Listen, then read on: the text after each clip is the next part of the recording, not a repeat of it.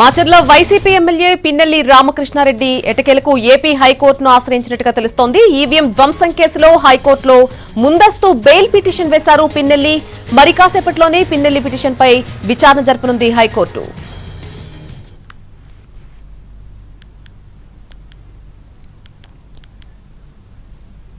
మరి కాసేపట్లోనే హైకోర్టులో ఈ పిటిషన్ కు సంబంధించి విచారణ జరపబోతోంది కోర్టు. దీనికి సంబంధించి పూర్తి అప్డేట్ మా ప్రతినిధి పిఎంఆర్ చంద్రశేఖర్ అందిస్తారు. పిఎంఆర్, పిన్నెల్లి రామకృష్ణారెడ్డి వ్యవహారానికి సంబంధించి గత 3-4 రోజుల నుంచి కూడా అటు ఏపీ, తెలంగాణ రాష్ట్రాల్లో పెద్ద ఎత్తున హైడ్రామా నడుస్తున్న పరిస్థితి కనిపిస్తోంది. పిన్నెల్లి రామకృష్ణారెడ్డిని ఎట్టి పరిస్థితుల్లోనైనా సరే పట్టుకుని తీరుతామని చెప్పి ఒకవైపు సీఈఓ చెప్తున్నారు. మరొక వైపు డీజీపీ కూడా కేంద్ర ఎన్నికల సంఘానికి స్పష్టం చేసిన పరిస్థితులు కనిపిస్తున్న నేపథ్యంలో పెద్ద ఎత్తున సెర్చ్ ఆపరేషన్ కూడా పిన్నెల్లి రామకృష్ణారెడ్డి గురించి జరుగుతోంది.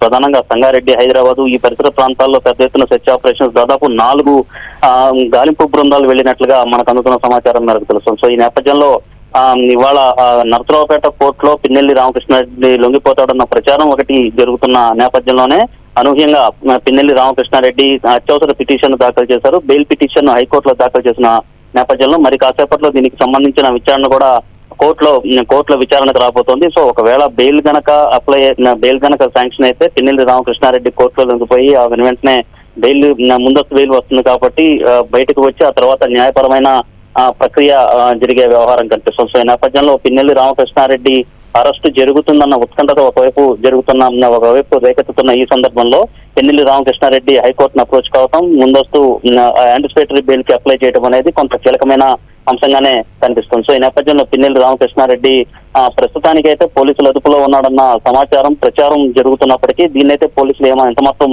ధృవీకరించని పరిస్థితులు కనిపిస్తున్నాయి. మరొక వైపు వైసీపీ కూడా ఈ పిన్నెల్లి రామకృష్ణారెడ్డి ఈవీఎంలను ధ్వంసం చేశారన్న అంశానికి సంబంధించిన సీసీ ఫుటేజ్ ఏ విధంగా బయటకు వచ్చిందన్న అంశంతో పాటుగా మిగిలిన పోలింగ్ స్టేషన్ లో ఎక్కడైతే ఈవీఎంల ధ్వంసం జరిగిందో ఆ వాటికి సంబంధించిన ఫుటేజ్ ను కూడా బయట పెట్టాల్సిన అవసరం ఉందన్న డిమాండ్ ను బలంగా తెర మీదకు తీసుకొస్తున్న నేపథ్యంలో అసలు మొత్తం ఎపిసోడ్ జరగడానికి కారణం ఏంటన్న అంశం మీద కూడా వైసీపీ అయితే వాదన చేస్తుంది. సో ఈ క్రమంలో పిన్నెల్లి రామకృష్ణారెడ్డి అత్యవసర పిటిషన్ హైకోర్టులో దాఖలు చేయడం, యాంటిసిపేటరీ బెయిల్ ని కోరుతూ అత్యవసర పిటిషన్ దాఖలు చేయడం, మరొక వైపు నరసరావుపేట కోర్టులో కూడా లొంగిపోతాడన్న ప్రచారం జరుగుతున్న నేపథ్యంలో హైకోర్టులో విచారణ జరుగుతుందా, జరిగితే ఎటువంటి అవుట్కమ్ వస్తుందన్న ఉత్కంఠత అయితే ఏపీ రాజకీయ వర్గాల్లో చాలా స్పష్టంగా కనిపిస్తోంది.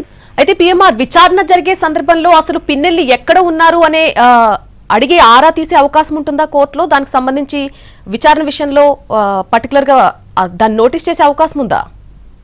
దీనికి సంబంధించి అయితే ఈసీ వైపు నుంచి కావచ్చు, అలాగే ఎవరైతే ప్రతివాదులు ఉంటారో వాళ్ళ వైపు నుంచి అయితే ఖచ్చితంగా మీరు చెప్పిన ఈ అంశాన్ని లేవనెత్తే అవకాశం చాలా స్పష్టంగా కనిపిస్తుంది. అసలు పిన్నెల్లి రామకృష్ణారెడ్డి ఎందుకు అబ్స్కాండ్ కావాల్సిన అవసరం వచ్చిందన్న అంశానికి సంబంధించి కూడా కొంత వాదన కోర్టులో జరిగే అవకాశం చాలా స్పష్టంగా ఉందని చెప్పి మనం చెప్పొచ్చు. సో ఈ క్రమంలో దీనికి ఎటువంటి సమాధానం చెప్తారు, ఎటువంటి రిప్లై ఇస్తారు అన్నది కూడా ఒకటి ఆసక్తికరమైన అంశంగా ఉంది. అసలు వాస్తవానికి హౌస్ అరెస్ట్ లో ఉన్న నేపథ్యంలోనే పిన్నెల్లి రామకృష్ణారెడ్డి మాచర్ల నుంచి వెళ్లిపోయి హైదరాబాద్ కు వెళ్లడం అనేది కొంత సంచలనాత్మకంగా మారిన వ్యవహారంగా కనిపిస్తుంది. సో ఈ క్రమంలో అసలు పిన్నెల్లి రామకృష్ణారెడ్డి మాచర్ల నుంచి హైదరాబాద్ కి ఏ విధంగా వెళ్లారన్న అంశానికి సంబంధించి కూడా పోలీసుల మీద కొన్ని అనుమానాలు ఇప్పటికే కొంతమంది తెలుగుదేశం పార్టీకి సంబంధించిన నేతలు వ్యక్తం చేస్తున్న ఈ తరుణంలో ఖచ్చితంగా మీరు చెప్పినట్లుగా ఆయన ఎక్కడున్నారు, ఆయన వేరబోట్స్ ఏంటి అన్న అంశానికి సంబంధించి కూడా హైకోర్టు విచారణ సందర్భంగా ప్రస్తావనకు వచ్చే అవకాశాలు చాలా స్పష్టంగా కనిపిస్తున్నాయి. అయితే పిన్నెల్లి రామకృష్ణారెడ్డికి సంబంధించిన లాయర్లు కావచ్చు, మరొకవైపు వైసీపీకి సంబంధించిన వాదన అయితే ఒకవేళ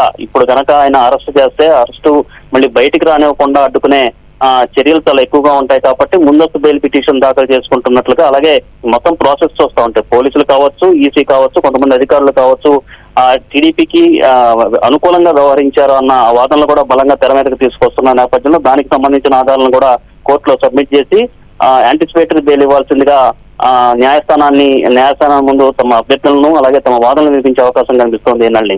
అయితే ఈవీఎం ధ్వంసం కేసులో ఇన్ కేసు నేరం రుజువైతే కనుక ఆయనపై ఎటువంటి చర్యలు తీసుకునే అవకాశం ఉంది పిఎంఆర్? అంటే దీనికి సంబంధించి అయితే ఈవీఎం ధ్వంసం కేసుకు సంబంధించి ఇప్పటికే ఆయన్ని A1 గా చేస్తూ ఈ నెల 20వ తేదీన ఒక ఛార్జ్ మెమో అనేది దాఖలు చేసిన పరిస్థితి, ఎఫ్ఐఆర్ లో కూడా పిన్నెల్లి రామకృష్ణారెడ్డి A1 గా ఉన్న పరిస్థితి చాలా స్పష్టంగా కనిపిస్తుంది. సో ఈ క్రమంలో ఆయన మీద ఇప్పటికే వివిధ చట్టాలకు సంబంధించి మొత్తం 3 చట్టాలకు సంబంధించి 10 సెక్షన్లతో కేసు నమోదు చేసిన పరిస్థితి కనిపిస్తుంది. వీటిలో మాక్సిమం ఇది కనుక ఈ ఆరోపణ ఏదైతే ఇప్పుడు ఈ కేసు కనుక నిరూపితమైతే పిన్నెల్లి రామకృష్ణారెడ్డికి వ్యతిరేకంగా ఆధారాలు గనక ఉంటే ఖచ్చితంగా ఆయనకి 7 ఏళ్ల వరకు కఠిన కారాగార శిక్ష పడే అవకాశం ఉన్నట్లుగానే పెట్టిన సెక్షన్లు బట్టి అర్థమవుతుంది. సో ఈ నేపథ్యంలో ఐపీసీకి సంబంధించిన సెక్షన్లు పెట్టారు, అలాగే ప్రజా ప్రాతినిధ్యానికి సంబంధించిన సెక్షన్లు పెట్టారు. మరొక వైపు పబ్లిక్ ప్రాపర్టీని డ్యామేజ్ చేసిన చట్టానికి సంబంధించిన సెక్షన్లు కూడా పెట్టిన పరిస్థితి కనిపిస్తున్న నేపథ్యంలో నాన్ బెయిలబుల్ సెక్షన్లు కూడా కొన్ని ఇంక్లూడ్ చేసిన పరిస్థితి పిన్నెల్లి రామకృష్ణారెడ్డి మీద కనిపిస్తుంది. సో ఈ క్రమంలో ఒకవేళ ఆయనకి వ్యతిరేకంగా ఆధారాలు